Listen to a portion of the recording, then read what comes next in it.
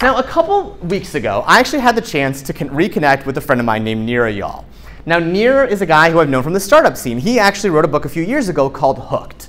Now, Hooked was this book that really talked about the things that kind of companies can do to grab our attention. So Nir was going to be putting out a new book, and I connected with him, and he said, hey, why don't we do a podcast interview to talk a little bit about your book? And I said, cool, that'd be fun. Let's do this sort of thing. Now, again, I was just going to do it to sort of share with other people, right? Not thinking about myself who was in this situation. So when Nir and I started the conversation, we started talking about this idea of external triggers, right? And we said, what he sort of shared is that nearly everyone, when they think of distraction, they think that today we're more distracted than ever, and the first thing they do is blame what? Social media, what else? Phones, all these things, right? These are the things that we all blame. So we all blame these sorts of things, these external triggers. And these are the things that we all point to. Work expectations, I'm busy with kids, I've got phones, social media. Again, all of us do these sorts of things. And so as Nir was saying this stuff, I'm sort of nodding right along. Yeah, of course, I'm in the same boat. I've got all these same problems that everyone else had. And so for me, these were my triggers, right? All these things that we call these external triggers. This was the answer that I kept telling everyone, I'm seriously too busy. That's why I'm not making progress. Now what's interesting is that Nir went on to say something else. He said, listen, everyone today seems excited to blame phones and technologies, but the reality is all the research shows that those are not the cause of our distraction.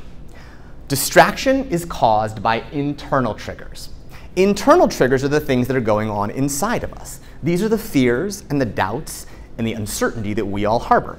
All of the reasons that we seek distraction aren't because of those other things out there. It's just that when something else is going on inside that triggers us, we then use that internal stuff to seek distraction of what else is going on.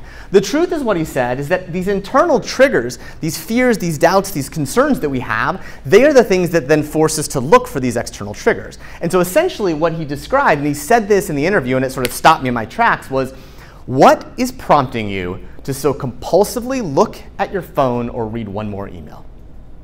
All right, what is prompting you to so compulsively look at your phone and read one more email? And I heard it and I was like, whoa, that is deep, right? This can't be going on for me, right? But the reality of what he was talking about is these concepts called internal triggers. Again, we're very easy to sort of point to these external things, but it's really what's going on inside of us. And again, as he pointed out more of these things, they really boil down to these types of emotional challenges that we're having. Again, these fears and doubts. The first one is boredom. We will seek distraction when we feel like the stuff we're doing right now just isn't exciting to us, or we don't love with it. So you're thinking about your topic, you're like, I just don't know if I can spend 9 more months working on it. That's the element of boredom, something going on. Loneliness. Maybe you're someone who, again, comes into this class and you're really energized, you walk away and you're like, God, I don't want to work on this by myself. You feel, again, isolated by it. Or insecurity. You're sort of insecure about something that's going on. You have imposter syndrome. Can I really put this book out? You're tired. You're so busy with all these other things, or you're uncertain about where you should go. Again, what Nir describes, and again, Cal Newport echoes this, is distraction is an unhealthy escape from bad feelings. Distraction is an unhealthy escape from bad feelings. When we are feeling something that makes us uncomfortable or makes us nervous or makes us afraid, we just go out and sort of escape. We do things that take us away from our goal because of these internal things. And so as I was so quick to blame these other people in my life, the reality was those were not the triggers that were really causing me.